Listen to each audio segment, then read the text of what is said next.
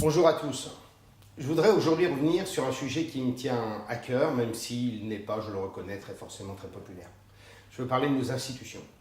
Je suis intimement convaincu que le redressement de notre pays, notre capacité à mener les 4-5 réformes majeures dont on a besoin, passe d'abord par une rénovation institutionnelle profonde.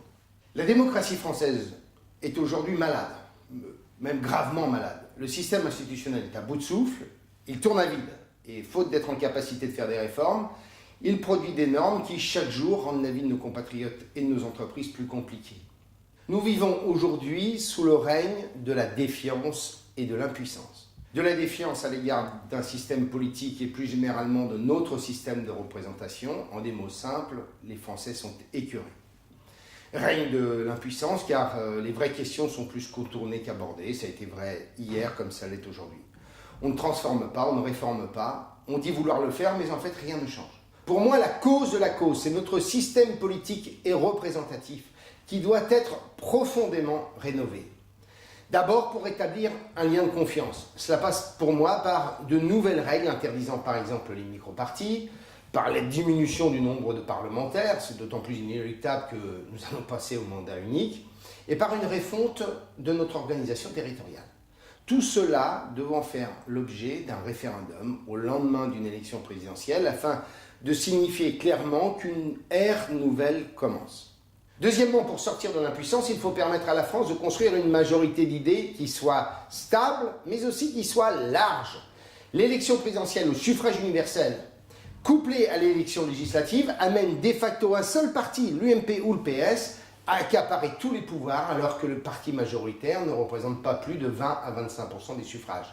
Et donc, faute d'un socle politique suffisant, cela rend très rapidement le système impuissant. Il nous faut donc changer de mode de scrutin aux élections législatives en introduisant un scrutin mi-proportionnel, mi-majoritaire comme en Allemagne, afin que les territoires et les grands courants politiques soient représentés à l'Assemblée nationale et qu'une vaste majorité d'idées ayant un socle politique large puisse porter la politique de rénovation dont la France a besoin.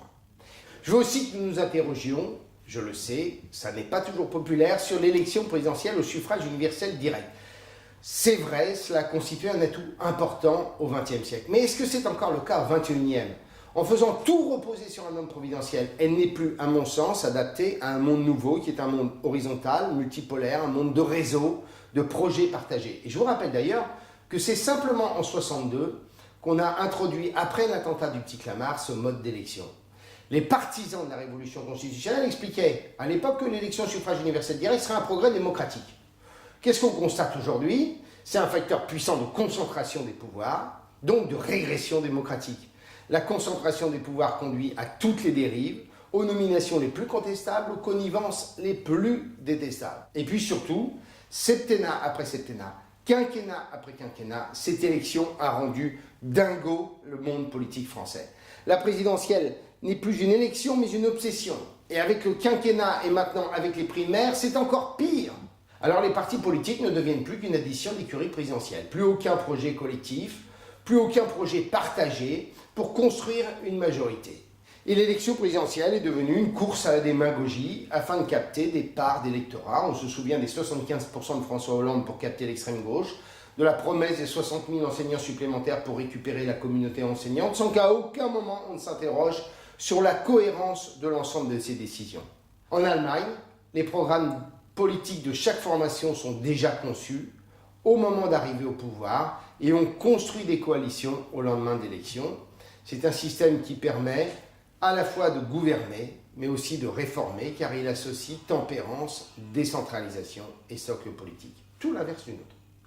Voilà pourquoi je souhaite que nous revenions à l'esprit parlementaire de 1958 avec un président arbitre qui ne soit plus élu au suffrage universel direct, mais désigné par un grand collège de grands électeurs et un Premier ministre qui soit le vrai chef du gouvernement, s'appuyant sur une large majorité, reposant sur un contrat de gouvernement partagé.